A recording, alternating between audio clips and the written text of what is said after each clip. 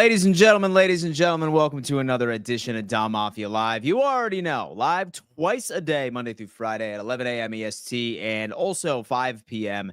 EST, which it is largely turning into. I'm going to be live for about an hour. I have my buddy Kevin backstage where we get to unpack again that massive victory last night against the Baltimore Ravens.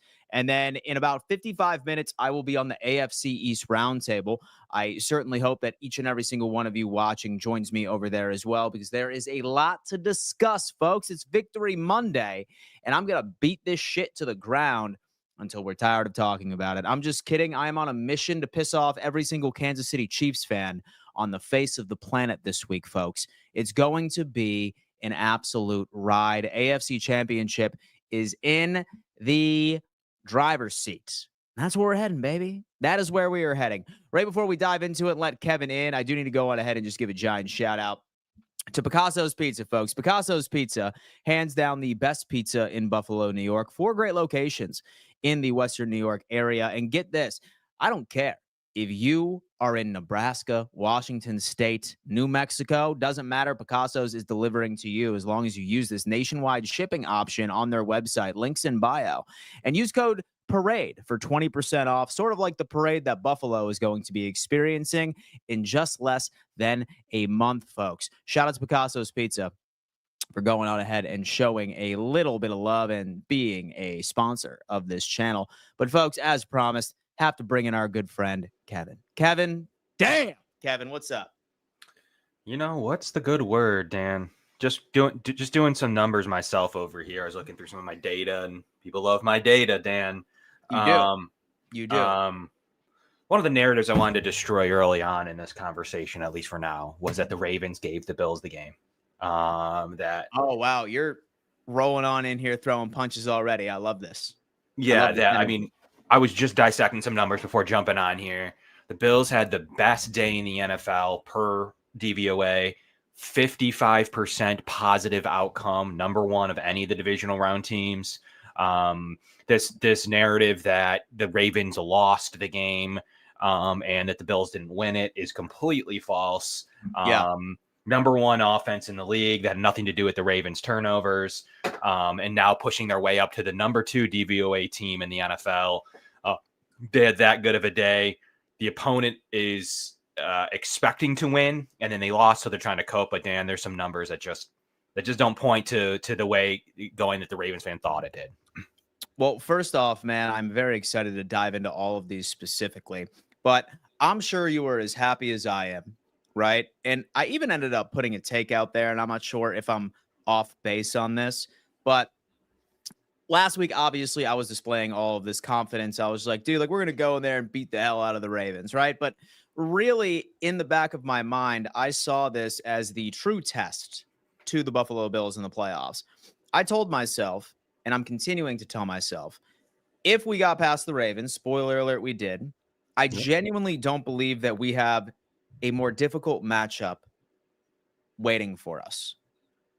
That includes the Kansas City Chiefs for the AFC Championship, and that also includes either the Commanders and or the Eagles. I think that the real Super Bowl, like that game last night, was the most difficult roadblock that the Buffalo Bills had to get past. Am I off base on that one, or would you agree with me there? I mean, the way they built their team would gear that they're able to stop teams like the Commanders or the Chiefs. Like, that's just the way that they've built their team. You could argue the fact of what the Ravens had on offense, one of the best historical offenses of all time.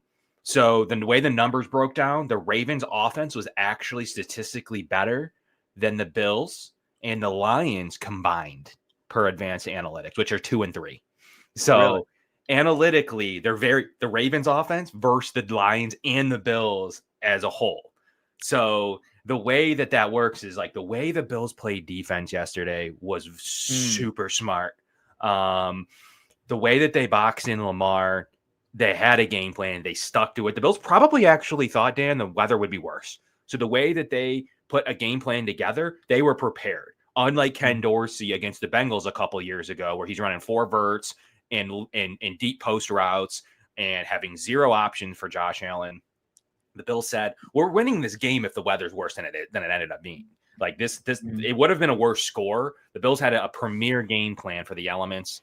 Ended up opening a little bit more, so the Ravens' passing attack was able to do a little bit more than maybe the Bills thought. But Mhm. ultimately, their goal was to limit Lamar under 40, check, rushing. Limit Henry under 90, check, rushing. If I could have signed up for an 85-yard rush and a 39-yard rushing for Lamar, I signed that inning prior to the game. Most of the time, that game's Absolutely. away with those statistics. They don't match up extremely well with the Ravens, especially as their defense got much, much better at the end of the year. It did, yeah.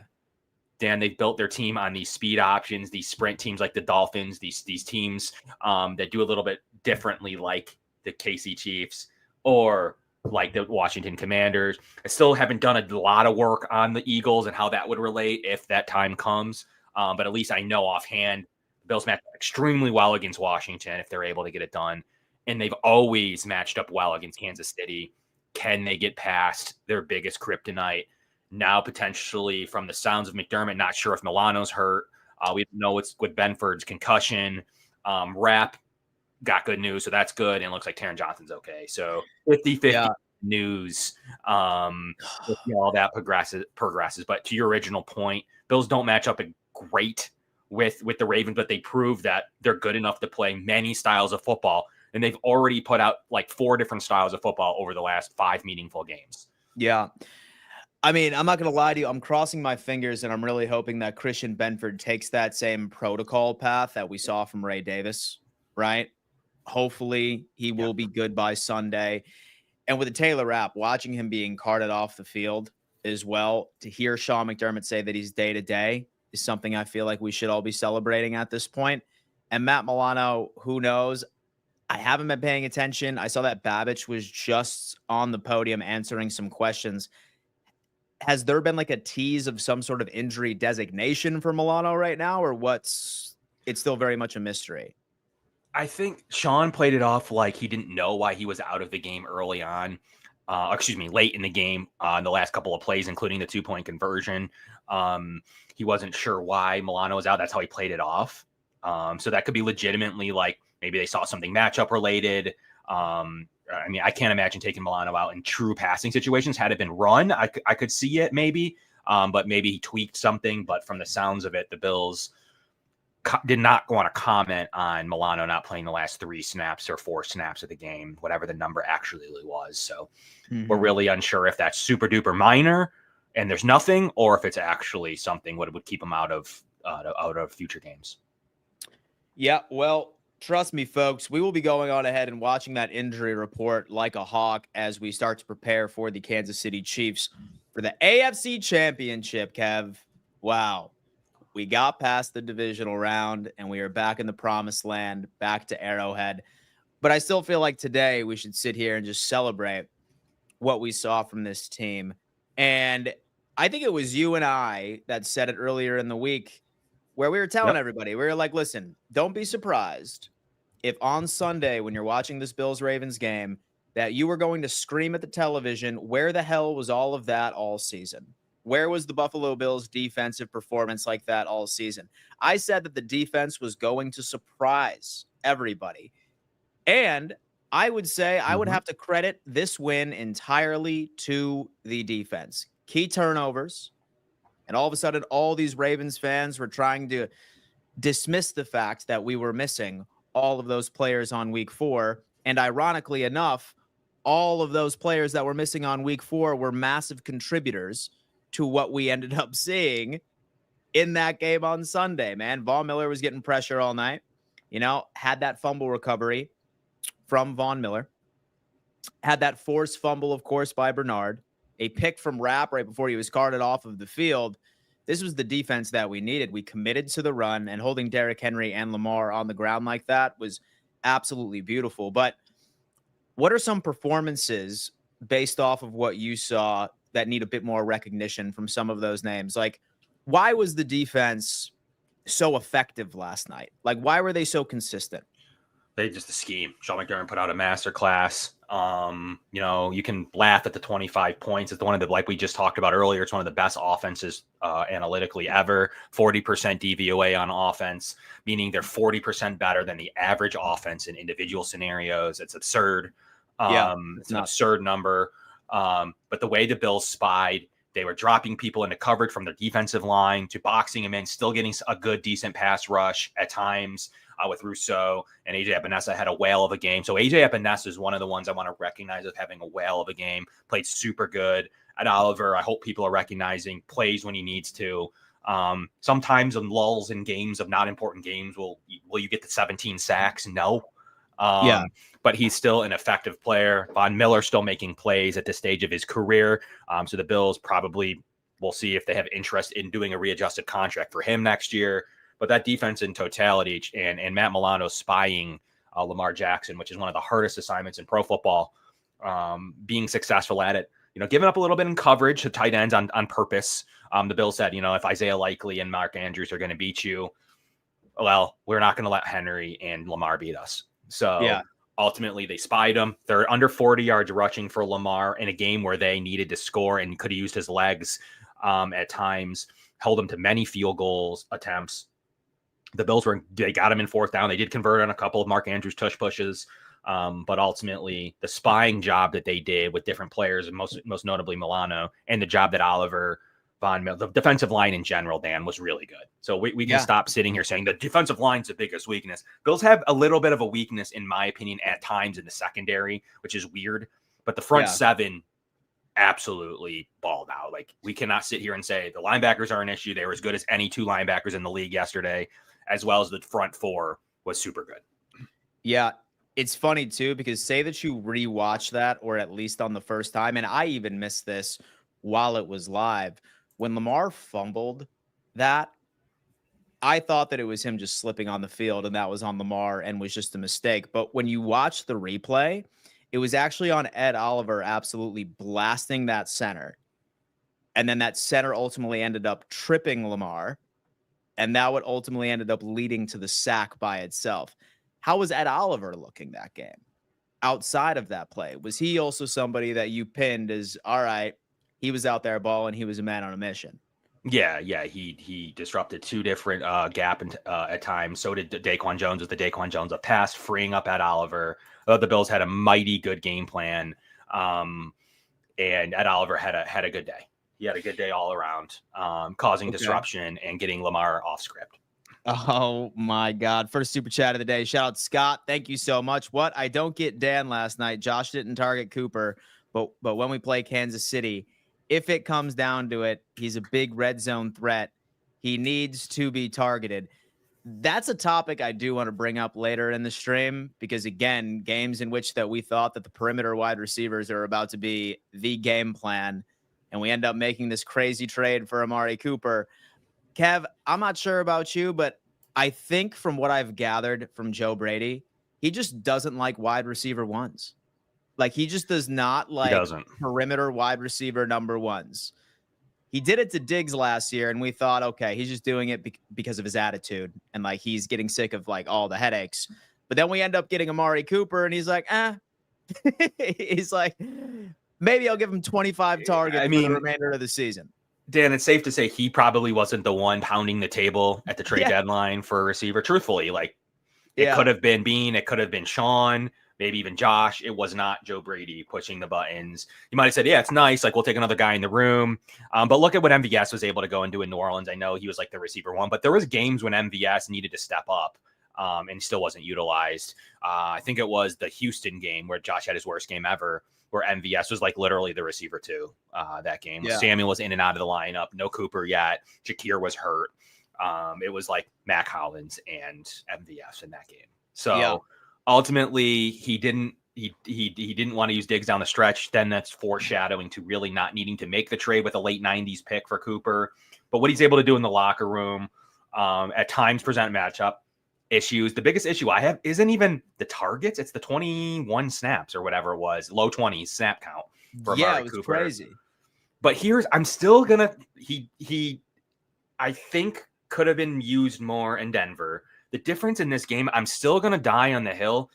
Kansas City, we'll see what happens. I'm still going to die on the hill in Baltimore. They had a very weather run heavy offense, game flow specific in this game. I really am going to die in that hill of the reverse to the Cincinnati game, as I've mentioned. I believe that this game script wasn't boundary receivers. It was quick hitters. It was quick screens to Dawson Knox. Didn't work, but I thought the play was a good call. I thought it was quick passes to Shakir with his catches.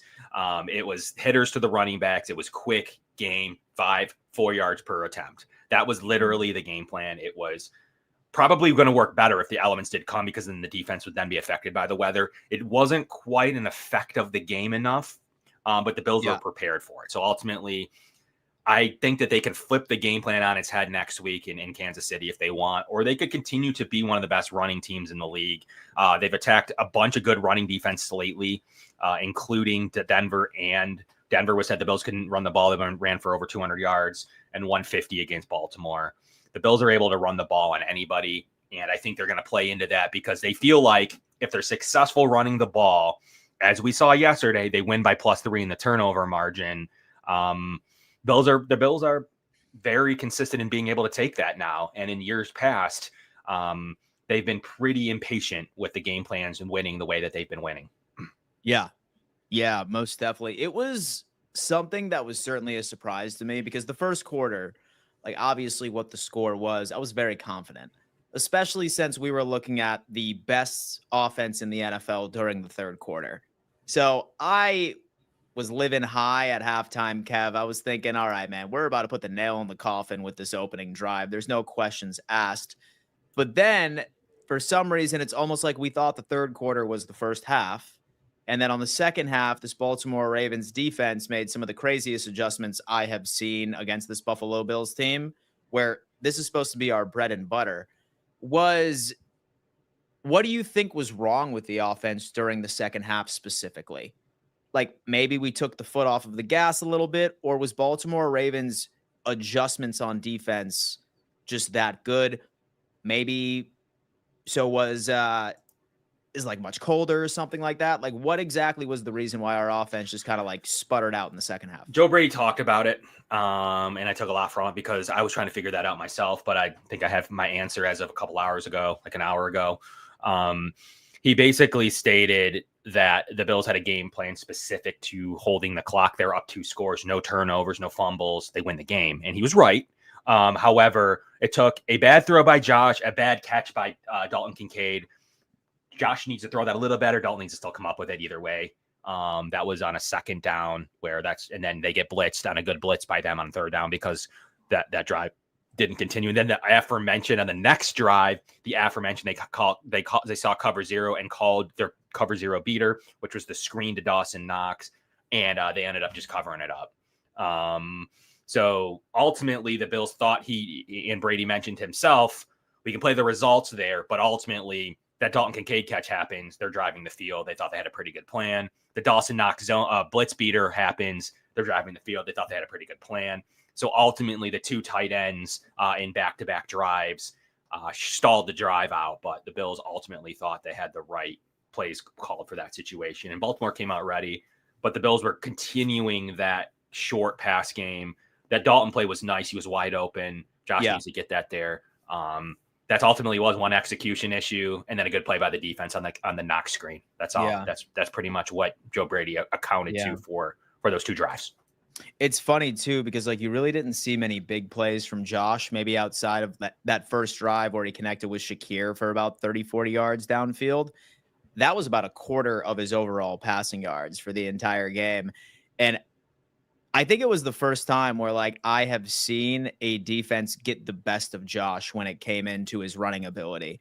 At 4th and 2, right when we were about to go and we settled for a field goal, I thought for sure he was going to make it, right? Or even on that one where he was stopped at the 2-yard line, it was crazy.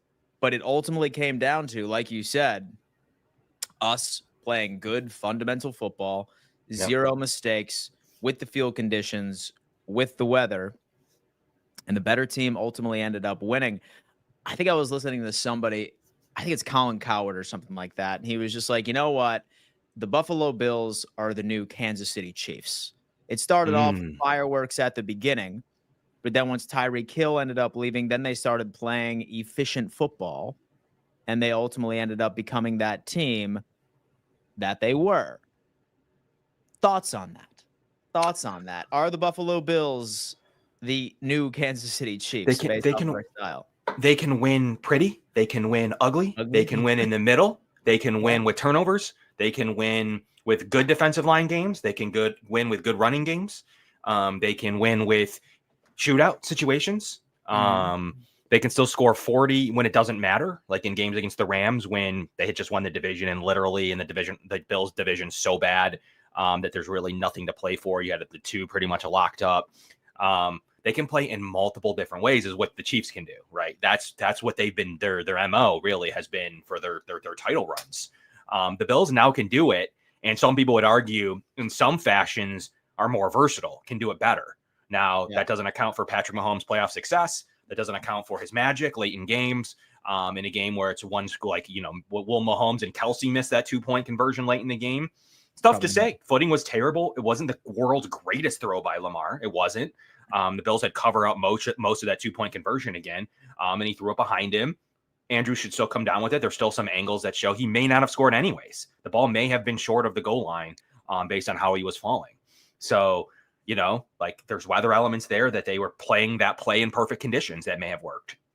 Yeah. But you see snow, ice particles flying off his cleats. Like, look, high schoolers may make that play in sunny Florida against minor defenders, but you're talking about in the highest moments, everything needs to be perfect. And I'm not going to sit and say that throw was perfect. The spiral wasn't perfect. The footing wasn't perfect. And that's why you got that result. Will Mahomes do that? It's tough to say they wouldn't execute that. It's tough to say that Patrick Mahomes coming back, if he has to come back, wouldn't do that. They haven't lost since Christmas last year at home. They've only really lost to the Bills in recent memory. They lost one Raiders game and the two Bills games. They haven't really lost much else where they've played Patrick Mahomes. The good thing is they played one meaningful game in 30 days before kickoff. So, so it's going to be an interesting stretch for the Bills. And a lot of people say analytically the Bills are better. Will that matter? We'll have to see, but they can win in multiple different ways. The most likely Super Bowl outcome right now, they're dubbing it the LaShawn McCoy battle.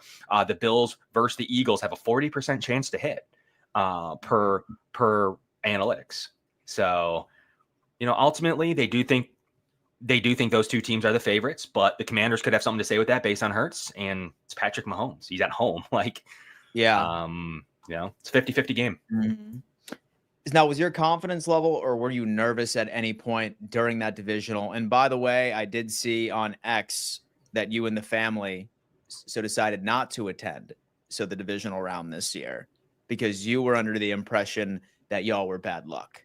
So you stayed home and saved the Bills, is what you're saying. Yeah. So my wife is super superstitious. Okay. I am zero superstitious. So all right. I think I was on your stream last week saying that Josh Allen hadn't thrown a pick six. He's leading the league in time since a pick six, and he's going to break the record most likely for time between pick sixes.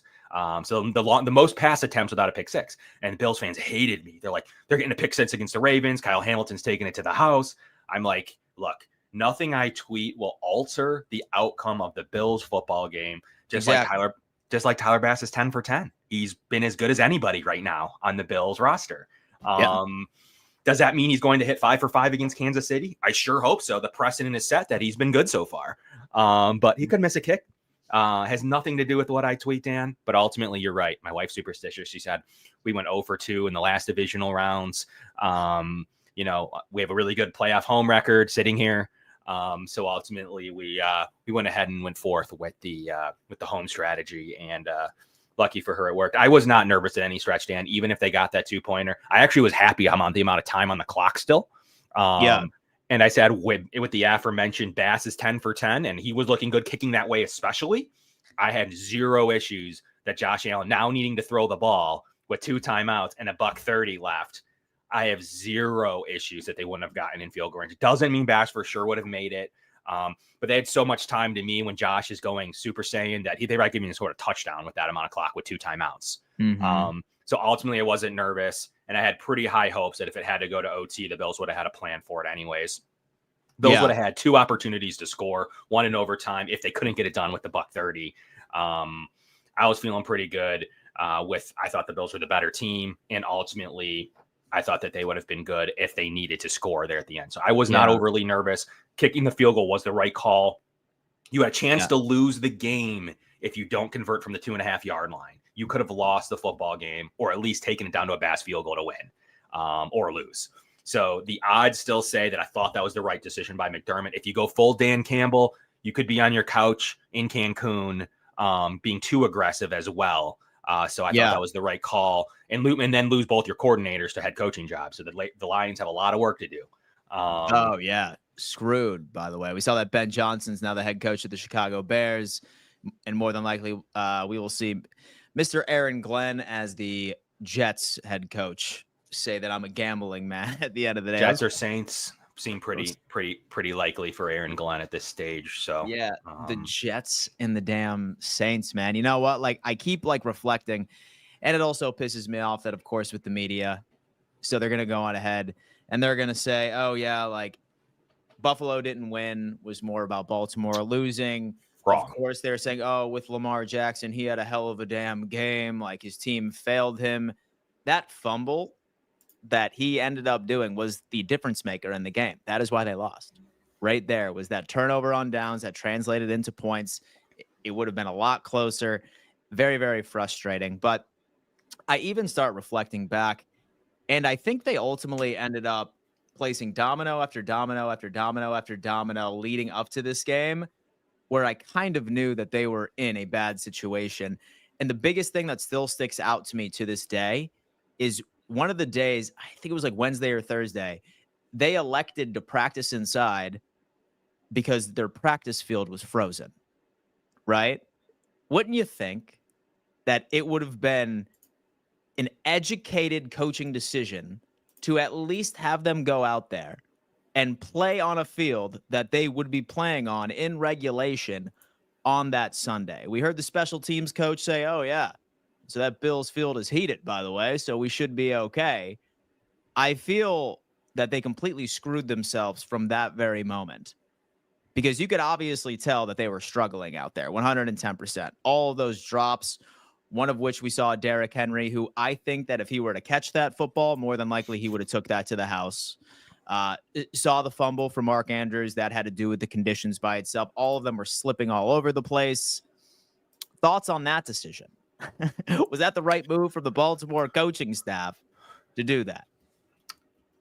No. And then not even know the field's not heated by your special teams coordinator is super wrong. Like, you can argue that because we put a little bit of heat on the field under the tarp pregame, that does nothing. The second that thing comes off and there is actually precipitation in the air and it's 10 degrees, 10 to 15 degrees, a little warmer than we probably thought. So they were lucky with that, and probably a little bit less precipitation than they thought. So they were lucky with that.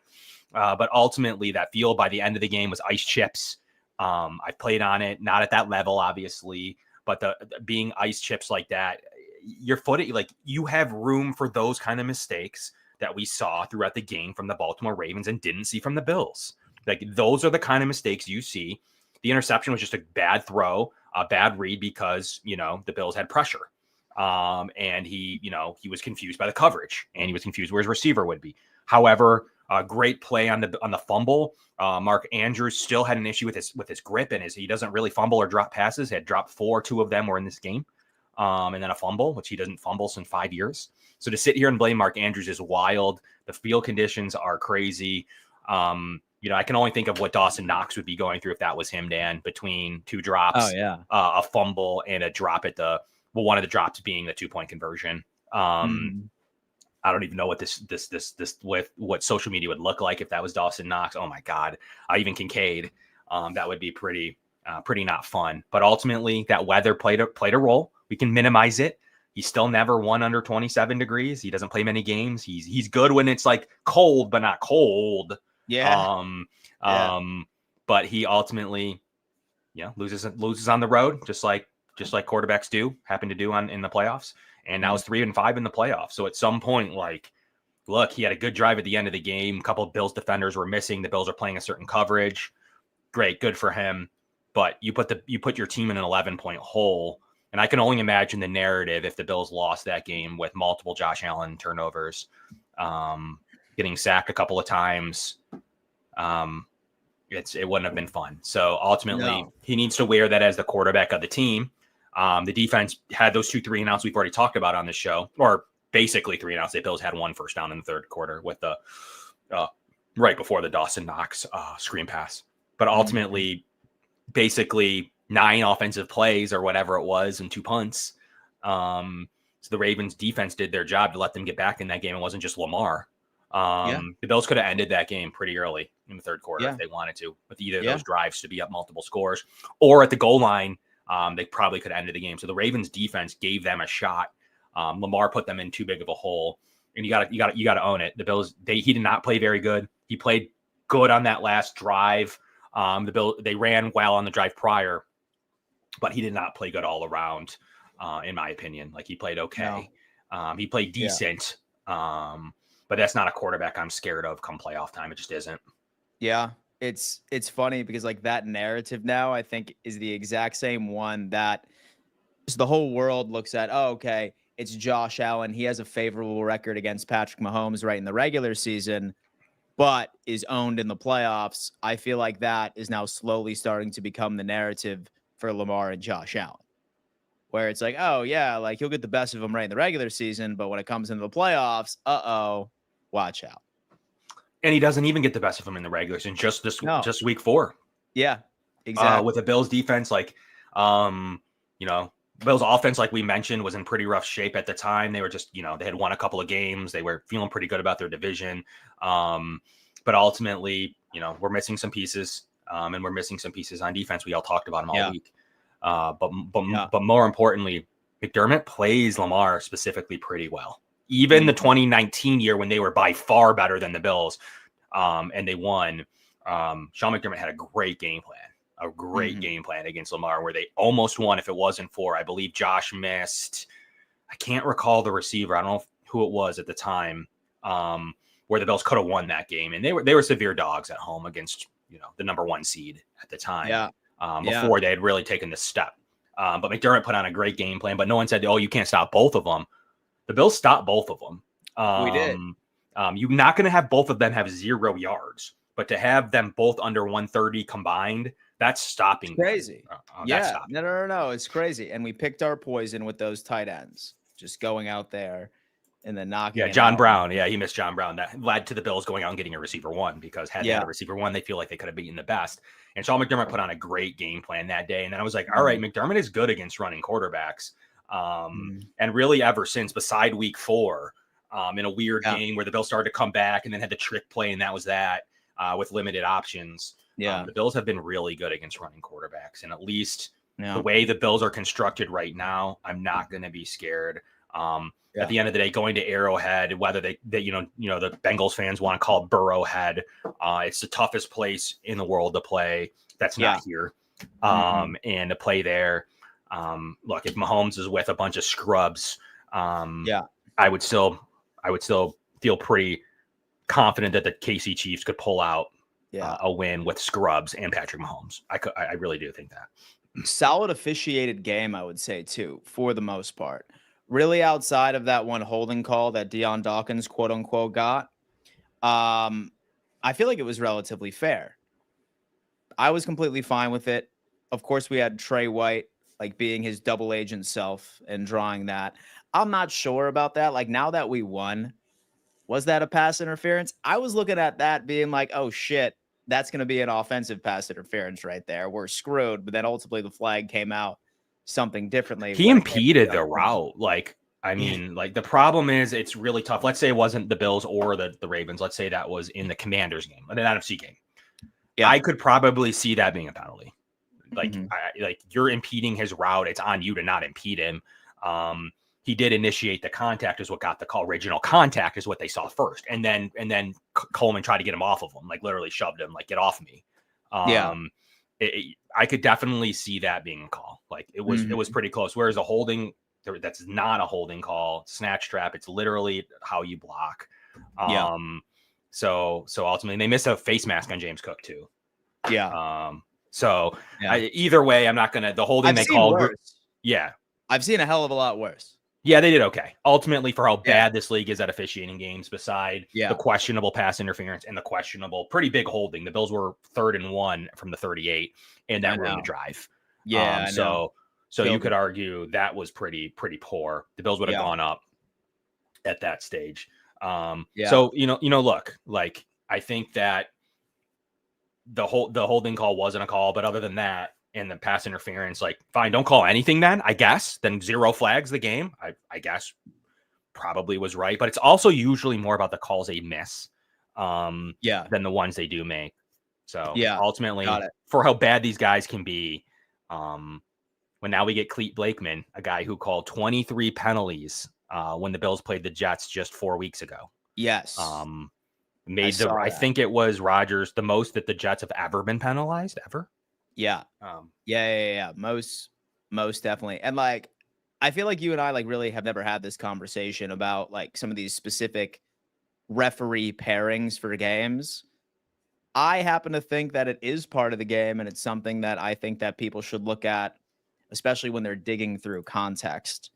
And I'm not so much like a records guy. From what I understand, he's pretty like middle of the road when it comes to the Kansas City Chiefs. I've seen 6-5. I've seen like 7-5 or something, like very close to 500.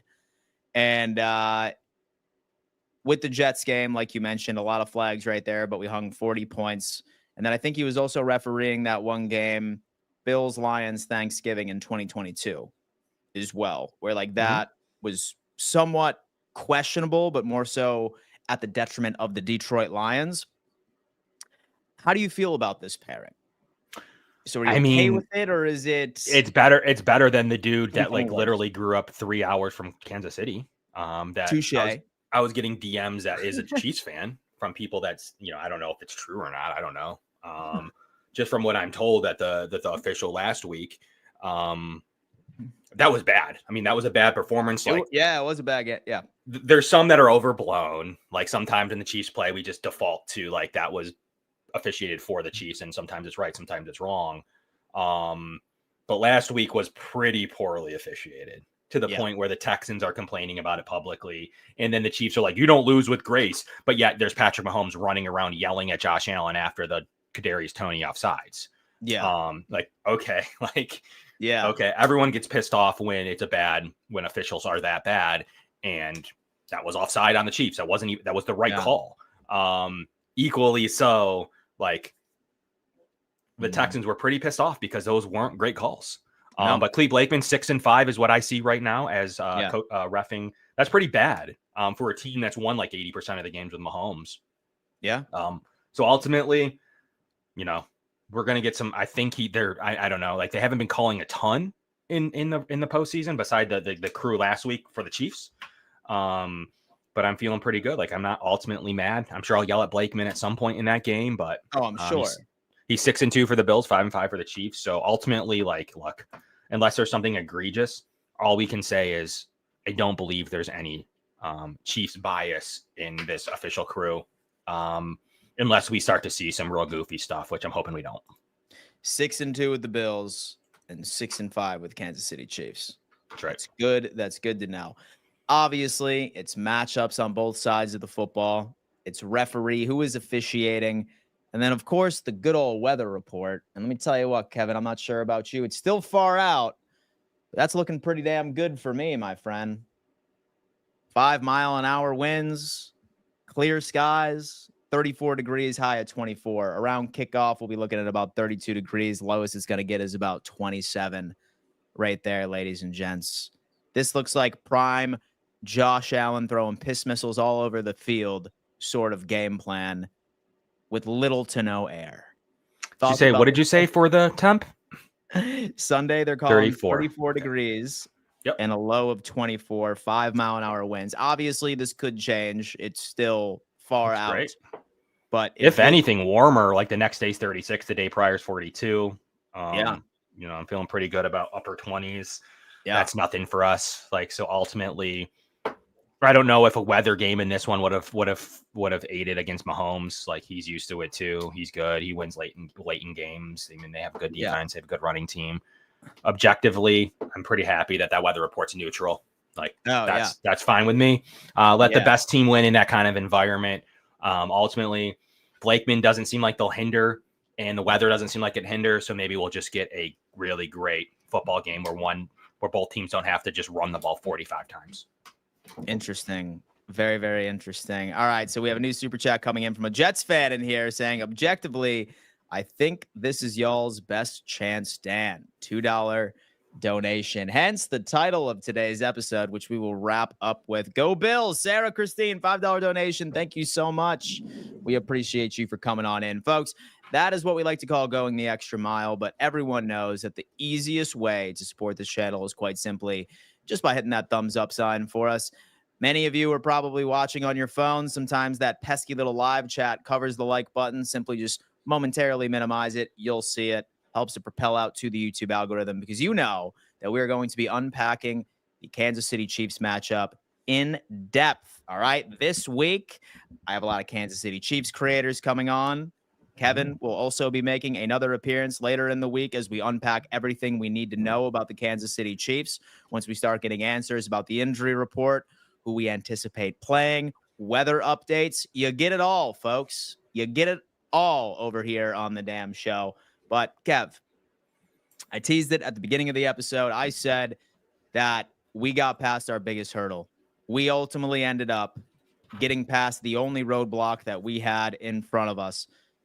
With us coming out victorious on Sunday, where's your mindset as far as the real possibility that this is finally the damn year where we raise a Lombardi? Yeah, I mean, to the super chat Jets fan super chat's point, is this the best year? I heard all the time that 2022 was the best chance. Specifically the 13 seconds game, like in the year 2022, but the 2021 season, it being the best chance. And I don't know that that's true. Like, that was a really good KC team with a bad corners, but a good team. However, Cincinnati was destined at that point too. The Bills they would have had to go and beat Cincinnati, a team that had the Bills number a little bit at some point later on the next year. So they were matched up well against the Bills. So we can't sit here and say, and I've heard all this time that was the best chance the Bills had to win, for a team that then went and lost. The Bengals went and lost. They beat the Chiefs, then went and lost to the Rams. But is this the best chance? You got rid of your worst matchup in the Ravens. You went and did that. You played the Broncos, who everybody said was the best 7 seed that the Bills had played, which I thought was wrong. But they were supposed to be the best 7 seed. Bo Nix, Sean Payton, Hall of Fame coach, really good defense. Then into the Ravens, the best offense ever. Henry, Lamar, who's going to stop them late in the season? A revamped D that has been so much better since they waived Eddie Jackson and benched Marcus Williams. That's all I had heard about.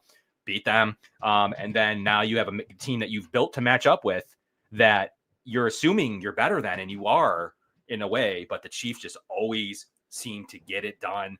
But will the Bills end that reign? Dan, I think this is their best opportunity. I really don't believe how good of an opportunity 2021 was outside of an epic loss. Other than that, it still was a challenging path against a really established and getting established Bengals team with a really good defense at the time with Lou Anarumo, who now is just named the defensive coordinator of the Colts. Saw that. Yeah, saw that. That was not an easy task. And then to go beat that destined Rams team with Von Miller playing at the top of his game at the time with Aaron Donald. So I don't know about that path, but this path, the difference is if they can be behind a Chiefs team, if they can beat them, they now go to the Super Bowl, not just a conference championship against the Bengals. They get to go to a Super Bowl in which I think they match up pretty nicely with either way. But if the Commanders can pull off a win without Hurts, the Bills Commanders is going to be heavily favored Bills, but the Commanders then would take down the 1, the 2, and the 3 seed in the NFC. That would be quite the path to play either the 1 or the 2 seed in the AFC. But ultimately, that defense isn't good enough to give me worries and give me fits. I think Josh Allen would get it done. The Eagles are always going to be a tougher game to me, at least on paper, with a Hurts, A.J. Brown, Devontae Smith, Dallas Goedert, and Saquon Barkley is always going to be what perceives to me as one of the biggest challenges. So it is going to be a path. They do match up well with the Chiefs. They've already been the team that beats them. Can they be the team that prevents destiny? Because I do believe the Super Bowl is with the AFC with either of these winners. I thought last night was a really good Super Bowl preview. One of these three teams was going to win the Super Bowl, in my opinion. And whoever wins this AFC, I do believe will pull off the Super Bowl, even if the Chiefs or the Bills, I think, do end up winning it all. Dan. Oh, man. We have an absolute dream just a couple of weeks away, folks, if we can damn pull it off. And by the way, I do have the Commanders beating the Eagles next week. I do have the Commanders doing it. They got close last matchup, and now there's a lot of questions about Jalen Hurts' health. I think this defense has been playing over expectations as well. I like Dan Quinn a lot. I would take Dan Quinn over Nick Sirianni any day of the week, twice on Sunday. Mm-hmm. I have a feeling it's going to be the Commanders in the Super Bowl, and hopefully the Bills got something to say about that as well, all the way down in New Orleans. But, folks, again, I want to thank each and every single one of you for tuning in. I strongly suggest that you come on over to the AFC East Roundtable. If you are unfamiliar with what that channel is, it is a weekly debate show where we pin divisional rivals against each other for an hour-long, sometimes 3-hour-long bloodbath. All right. And I have some receipts to read today. I have been in the kitchen all morning cooking up some crow, and I'm ready to serve it, baby. So I really hope all of you come on over to the AFC's Roundtable directly after this stream so we can confront Richie, TD, Colby, and run our victory laps as we recap this Bills-Ravens game and look forward to the future. Now, as you guys know, Kevin is on the show at least twice a week. He's over on the Built in Buffalo network.